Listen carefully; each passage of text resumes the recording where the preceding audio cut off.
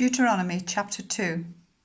Then we turned back and set out towards the wilderness along the route to the Red Sea, as the Lord had directed me. For a long time we made our way around the hill country of Seir. Then the Lord said to me, "You have made your way around this hill country long enough. Now turn north. Give the people these orders. You are about to pass through the territory of your relatives, the descendants of Esau, who live in Seir. They will be afraid of you, but be very careful.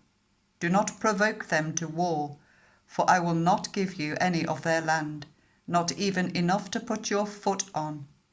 I have given Esau the hill country of Seir as his own. You are to pay them in silver for the food you eat and the water you drink. The Lord your God has blessed you in all the work of your hands. He has watched over your journey through this vast wilderness. These 40 years the Lord your God has been with you, and you have not lacked anything." So we went on past our relatives, the descendants of Esau, who live in Seir. We turned from the Arabah road, which comes up from Elath and Ezion-Geber, and travelled along the desert road of Moab. Then the Lord said to me, "Do not harass the Moabites or provoke them to war, for I will not give you any part of their land. I have given Ar to the descendants of Lot as a possession." The Emites used to live there, a people strong and numerous, and as tall as the Anakites. Like the Anakites, they too were considered Rephaites, but the Moabites called them Emites. Horites used to live in Seir, but the descendants of Esau drove them out. They destroyed the Horites from before them and settled in their place, just as Israel did in the land the Lord gave them as their possession. And the Lord said, "Now get up and cross the Zered valley." So we crossed the valley. 38 years passed from the time we left Kadesh Barnea until we crossed the Zered valley.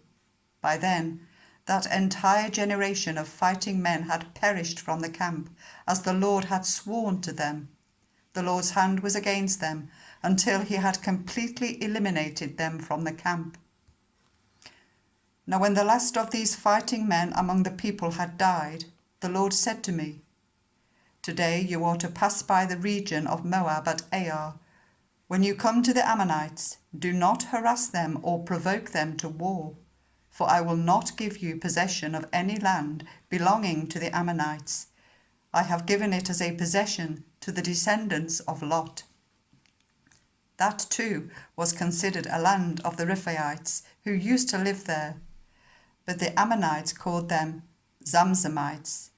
They were a people strong and numerous, and as tall as the Anakites. The Lord destroyed them from before the Ammonites, who drove them out and settled in their place.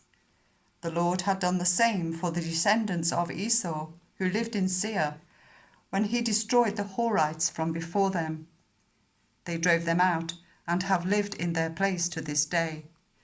And as for the Avites, who lived in the villages as far as Gaza, the Caphtorites coming out from Caphtor destroyed them and settled in their place.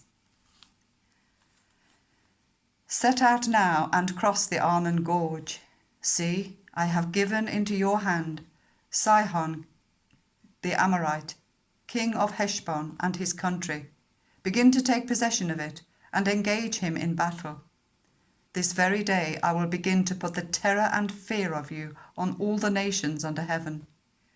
They will hear reports of you and will tremble and be in anguish because of you. From the desert of Kedemoth I sent messengers to Sihon, king of Heshbon, offering peace and saying, "Let us pass through your country. We will stay on the main road. We will not turn aside to the right or to the left. Sell us food to eat and water to drink for their price in silver. Only let us pass through on foot, as the descendants of Esau who live in Seir and the Moabites who live in Ar did for us, until we cross the Jordan into the land the Lord our God is giving us."